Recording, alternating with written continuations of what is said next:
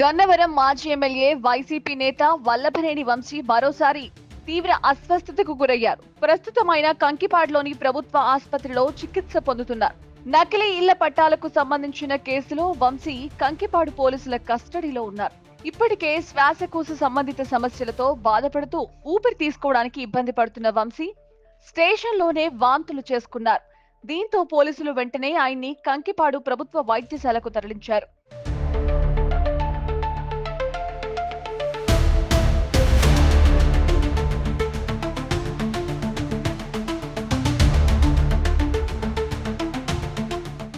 వల్లభనేని వంశీ అస్వస్థతకు గురైన విషయం తెలుసుకున్న ఆయన భార్య పంకజశ్రీ, మాజీ మంత్రి పేర్ని నాని, పలువురు వైసీపీ నేతలు కంకిపాడు ప్రభుత్వ ఆసుపత్రికి చేరుకున్నారు.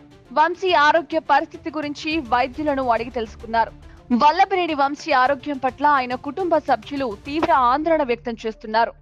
ఇప్పటికే వంశీ ఆరోగ్యం రోజు రోజుకు విషమిస్తోందని కంగారు పడుతున్నారు. ఈ నేపథ్యంలో మెరుగైన వైద్యం కోసం వంశీని పెద్ద ఆసుపత్రులకు తరలించాలని పేర్ని నాని డిమాండ్ చేశారు.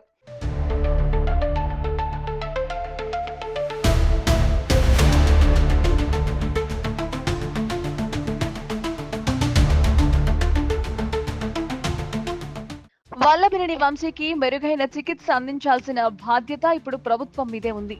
కూటమి ప్రభుత్వం వైసీపీ నేతలపై కక్ష సాధింపు చర్యలకు పాల్పడుతూ అక్రమ కేసులు పెడుతోందని వైసీపీ వర్గాలు ఆరోపిస్తున్నాయి. ఇవే మాటల్ని ప్రజల్లోకి బలంగా తీసుకెళ్లేందుకు ప్రయత్నాలు చేస్తోంది. ఇటువంటి సమయంలో వల్లభనేని వంశీ ఆరోగ్య విషయంలో ప్రభుత్వం అలసట వహిస్తే అది కూటమికి ప్రమాదంగా మారుతోంది. ప్రజల్లో అటు వైసీపీకి, వంశీకి మళ్లీ సానుభూతి పెరిగి ప్రభుత్వంపై వ్యతిరేకత వచ్చే ప్రమాదం ఉందని విశ్లేషకులు హెచ్చరిస్తున్నారు.